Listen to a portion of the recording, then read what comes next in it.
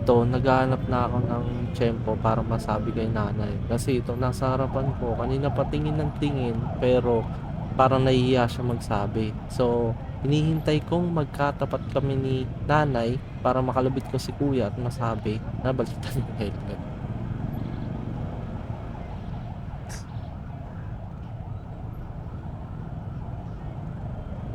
Boss! Boss! Yung helmet ni nanay, ayusin mo. Baliktad po.